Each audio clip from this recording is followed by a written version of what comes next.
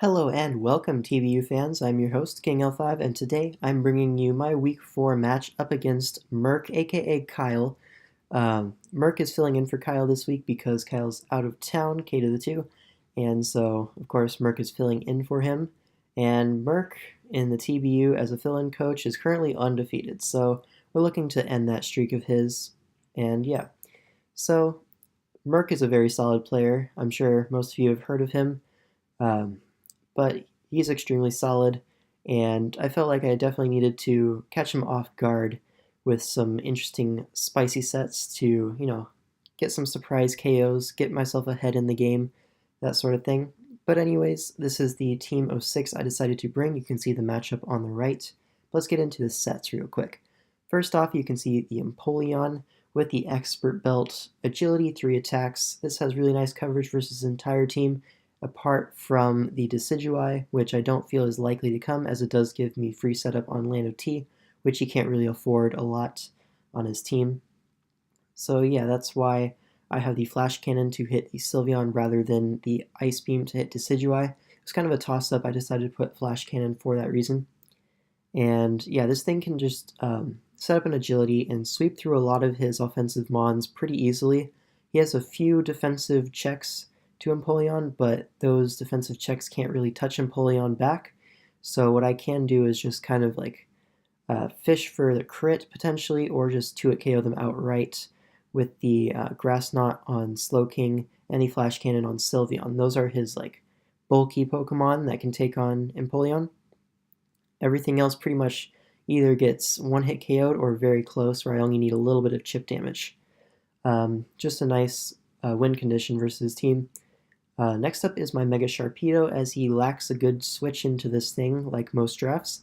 I do have the Crunch, Waterfall, Aqua Jet for priority, and Earthquake. I could have the Poison Jab for the Sylveon, however I feel like Earthquake was a little bit better coverage versus his team, particularly for the Drapion and the Lucario, to get those things out of the way a little bit easier.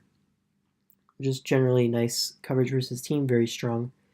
And yeah, next up is my Infernape with the Chillon Berry. This is so I do not lose to a Swords Dancing Extreme Speed Lucario, which is a huge threat to my team.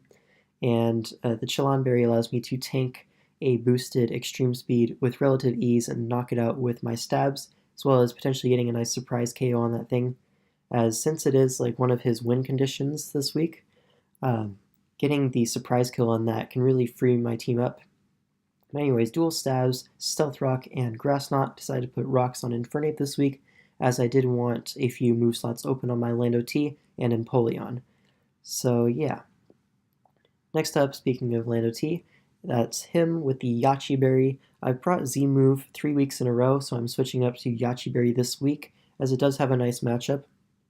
If I'm able to force a switch with Lando T as I set up, it's basically game, unless he is able to chip me down into extreme speed range from Lucario, which does take a lot of chip. Basically, the idea with this thing is I can bring it in on, say, a Heatran or Drapion, force a switch, get up the Rock Polish, and then if he switches to Mega Aerodactyl or the Lando I, which I feel will be his offensive switch-ins to this thing, I can just set up a Swords Dance on those things, use the Yachi Berry to tank the HP Ice or the Ice Fang, and then I can proceed to sweep his entire team, as at +2, nothing is really living after rocks at all. So that's really nice win condition as well. Next up is my Latios with the Life Orb, 3 attacks defog, as if he is able to set up Toxic Spikes with his Drapion, that would be a little bit annoying for my 3 Toxic Spike weak Pokemon, being the Sharpedo, Infernape, and Florges. So getting those out of the way would be nice, as well as removing rocks is always nice. Psychic, Ice Beam, and Earthquake. This allows me to hit his team pretty hard with the Psychic Stab. It does have a pretty nice chance to OHKO a Lucario with the Psychic. Ice Beam is able to 1-hit KO the Landorus, as Latios is one of my best checks to that thing, along with Mega Sharpedo. But anyways, then the Earthquake is for the Heatran, which is his most conventional switch-in. The Earthquake just makes that not a switch-in at all. Unfortunately, this set is walled by Slowking. I wish I could fit Toxic on there, but I do feel like these 3 moves are pretty necessary. And yeah, I do also think that defog is also a nice safety net versus his potential hazards. So that's why I went with that moveset.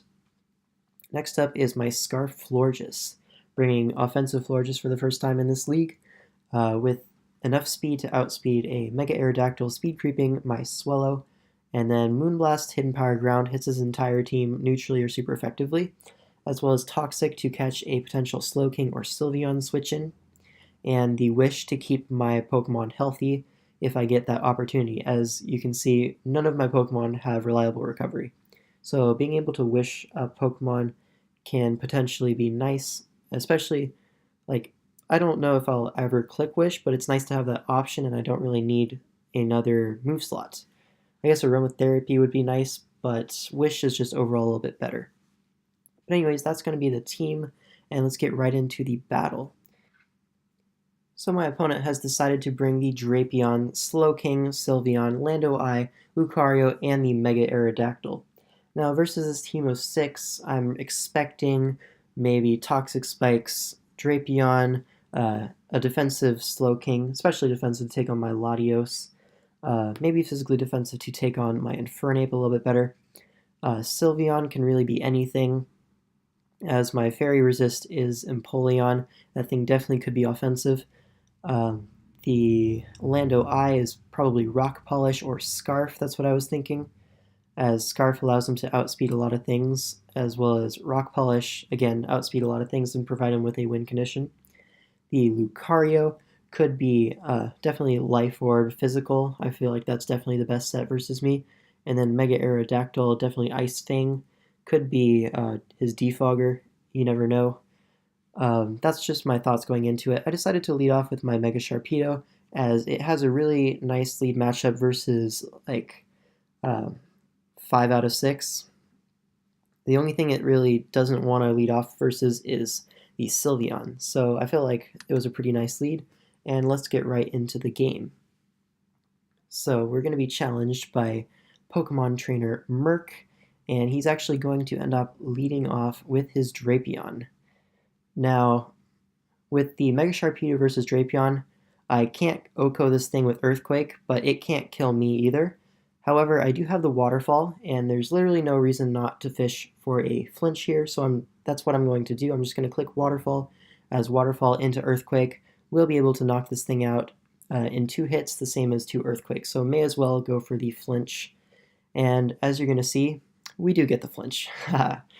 So turn 1 going well, and here I'm going to reveal the Earthquake and knock out this Drapion. I was kind of fearful of a Shukaberry, as I felt that would have been pretty nice versus my Lando-T. However, he does not have it, and he's going to go down turn 2 to my Mega Sharpedo, so that's pretty nice.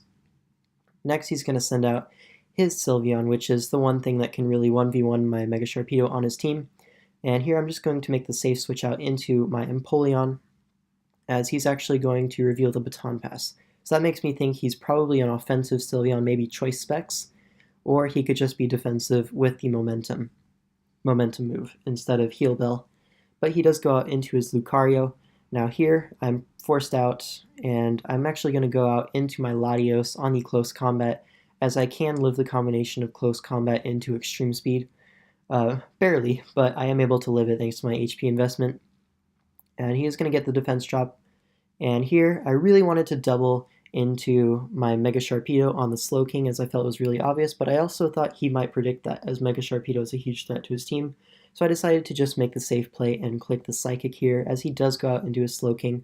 I kind of wish I did make the double, but we are able to scout his set here, and he reveals that he has a lot of special defense bulk on this thing, as Psychic only does about 20%.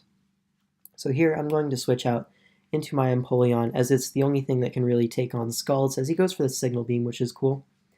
But here I'm just going to attempt to 2-hit KO this thing with the Grass Knot after going for the Agility, because if I go for the Agility, I can potentially sweep his team if Grass Knot 2-hit KOs. So I'm going to go straight for the Agility, as he actually goes out into his Lucario. Pretty interesting. Hydro Pump is a roll in my favor versus Lucario at this range of health. So I'm just going to go straight for it, as he goes back out into his Slowking on this thing. And unfortunately, I'm going to miss the Hydro Pump, but didn't really matter too much. I'm going to go for the Grass Knot here, just trying to scout the damage, and it does about 40%. Now that damage is going to be pretty important.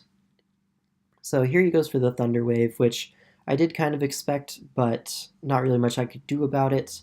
And here I am going to go for the Hydro Pump, as I felt like he might try to pivot back out into his Lucario on the Grass Knot to get a kill.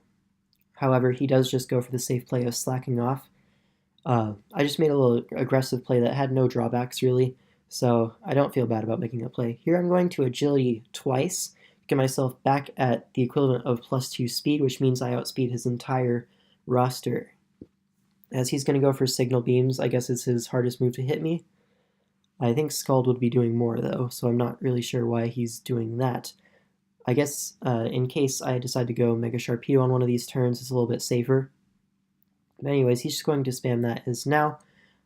He can't really do much damage to me, and I'm doing about 40% to him. So what I'm going to do here is I'm actually going to do a bit of crit fishing, as if I get a crit on the Grass Knot as he goes for the Signal Beam, I get a kill. It's pretty simple that way unless he makes godly predictions around every turn, but I do have quite a few opportunities to potentially get a crit. If I get a crit here, I'm able to actually sweep his whole team, but he does not get crit, and we're just going to go fishing here for a little bit. And he's just going to slack off repeatedly until I get paralyzed, and then he's going to Signal Beam, and it's just going to be a pretty long process, but I have no real reason not to do this sort of thing, as if I do get the crit, I have a potential to just sweep his team, and getting a 6-0 would be really nice, so I am going to go for it, of course. And Grass Knot here does about 40% again, as he's going to go for this Scald, and that does negligible damage, maybe about 10-15% at most. Here I'm going to go for the Grass Knot again. If I crit, we're able to knock this thing out. However, we're not going to crit, and spoiler alert, we're actually not going to crit any of these Grass Knots the entire game. But again, there's no reason not to go for it at this point in the game. So here, I believe I get paralyzed, yup, as he's going to slack off again. And now, forget what happens this next turn. I'm pretty sure I just spam Grass Knot for a long while, but yeah, I get paralyzed twice in a row, as he's going to go for the Signal Beam, and that allows him to go for 2 Signal Beams in a row rather than spamming slack-offs, which at this point, another thing in the back of my mind is trying to stall this thing out of the slack-offs, which could potentially happen, which would make this thing a lot easier to take down with Regenerator as its only recovery, as we see no leftovers on this thing, I forgot to mention. Now that makes me think he's probably Colbur Berry for my Mega Sharpedo, as that's what makes the most sense, although he could be Wakan Berry for my Infernoop's Thunder Punch, potentially. Those are the only two situations I really see. But here, he actually paralyzes my Empoleon, so I'm going to make the switch out in my Florges, and now I know he's going to expect the Toxic on this thing, so predicting him to Scout that, I'm actually going to go straight for the Moonblast, that he's going to switch out into the Aerodactyl here. Now, Unmega'd Aerodactyl doesn't have the greatest special defense, so you're going to see this Moonblast is going to do about 60%. Now, well, I guess 55-ish, but here, it's looking like it's going to be a roll to knock him out in the Mega form, so I'm just going to take the roll because he can't Oko me back with anything, if I'm not wrong, even a Stone Edge unless he crits. So I am able to just fire off the Moonblast. We do outspeed, revealing he is speed creeping the Swallow, and he does live on what looks like about 1 HP. So that's a little unfortunate, but here, again, we can go crit fishing. Like, there's no drawback to clicking Moonblast a few more times. He doesn't have leftovers, so he's not gaining back very much HP at all. If anything, he's gaining about 5 or 10% per turn, and if I'm able to get a crit on one of these Moonblasts, that just removes Arrow from the game, and that's really nice for me. So here he's going to spam Roost a little bit, and here I believe I go for another Moonblast. As he goes out into his Slowking, I guess he reveals that, or he realizes that if he gets crit, he just loses, and he has no reason not to go Slowking, as I am choice locked into this. But here I am just going to go right back out into my Empoleon, I believe. Yes, I am. And here, it's actually an interesting series of plays. He goes for the Scald here, does some damage, and that's a 2-hit KO on Scald. So the next Scald will be able to knock me out, but I actually outspeed this thing even through the paralysis, and I'm able to get the Grass Knot off before he kills me, but he goes for the Signal Beam for some reason, and that's not able to knock me out. I live on 2%. Now here I know 100% for a fact he is not going to attack me here. He's either going to slack off or switch out. So I'm actually going to go for the Hydro Pump here. The Torrent Hydro Pump able to smack the Sylveon switch in right here. I also didn't think he'd stay in because the next Grass Knot could potentially knock him out. But here I'm going to sack off my Empoleon at 2 HP to the Sylveon's Hyper Voice, and now I can just go out into my Infernape. Now here, I believe I just set up the rocks, as I do kind of force this thing out. If he's Specs, he's not going to want to stay in, and if he's Scarf, he's not able to knock me out. So I'm going to get up my rocks here. Actually, no, I go for the Flare Blitz in case he did want to stay in. But here, I believe he's forced to slack off, so I'm going to go for my rocks, I believe, on this next coming turn. As he switches out into the Aerodactyl, into the Aerodactyl on my Stealth Rocks. Now here, he has a few plays he can make. He can go for the Wing Attack, Stone Edge, both will do a lot of damage to me. I'm just going to go out into my Mega Sharpedo, as I can take any hit, and from the range of health he's at, Aqua Jet might be able to knock him out. So I'm able to take the hit, and if he went for the Defog there, I got my Sharpedo in for free. I'm going to go for the Aqua Jet, and do we knock it out? Yes, we do. We get the 6% roll, a critical hit on the Mega Aerodactyl, and we're able to knock that thing out. Pretty nice. And now he's going to go out into his Lucario. I know this thing has to go for the extreme speed here, so what I'm going to do is switch out into my Latios, just sacking it off to get 2 Life Orb hits on him, which puts him in range closer to my Scarf Florges. So right now he's at about 77% because he took Rocks and 2 Life Orb hits, and now he's at 68, 67, something like that. And that's in range of my Scarf Florges. So that's pretty nice to have that option to revenge him, but I go into my Lando here, as I do predict me to be faster than him, because I expected Adamant Lucario, but he actually reveals to be faster than me, pops my Yachi Berry, and you're going to see he's actually going to get a freeze. So that kind of sucks, but I did misplay here by letting my Lando get frozen a little bit, you see?